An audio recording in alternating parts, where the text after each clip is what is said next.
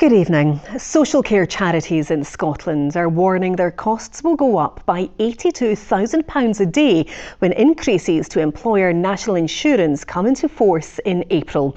The coalition of care providers in Scotland is warning the changes announced in the UK government's budget in October will crush vital public services. Well, our political reporter Laura Alderman has been speaking with people who rely on such support and say they're terrified it'll be cut back so much they'll end up in hospital or worse. The weather's a bit miserable outside, so we'll probably need to go somewhere indoors. Emma enjoys getting out every day, whether it's to the football or seeing friends and family in Edinburgh. But to do so, she relies on 24-hour support 7 days a week from carers who know her well. So I need some practical support around my personal care, really detailed support around moving and assisting, enabling me to do things that I want to do. So being like, a everyday person, really, just leading that ordinary life and leading it well. She's supported by and works part-time with the Thistle Foundation, a charity that provides statutory care services commissioned by the council. But the sector says its costs are expected to rise by £82,000 a day from April, after the Chancellor decided to increase employers' national insurance. For Emma, this could mean her care is reduced. People are incredibly worried, and even if it's not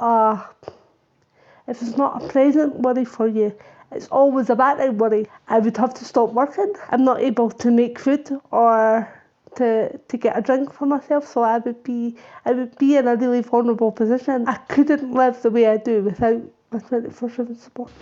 Even before this rise in employers' national insurance, the vast majority of social care charities say they were delivering public services at a deficit. And with no means to raise funds to foot this new additional bill, they say in essence the sector has been cut to the bone. Nothing like enough money is going into the sector to meet need. The bill is going through Westminster now and it's getting towards the end of its passage. We're seeing no movement from the Treasury whatsoever. So our ask is, if the Treasury don't stump up the money, if Rachel Reeves does not change her mind, the Scottish Government is going to have to.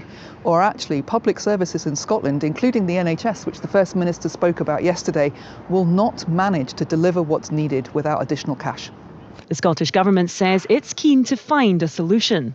I haven't lost all hope. I think the UK Government made this decision. They were backed into a corner and by their own proclamations during the run-up to the election.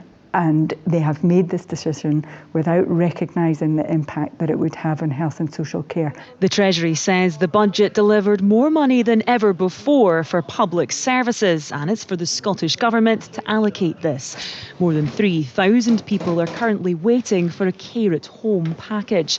Demand is growing, but supply is falling far short. Are you ready? Yeah, all good to go. Let's go. Laura Alderman, STV News, Edinburgh.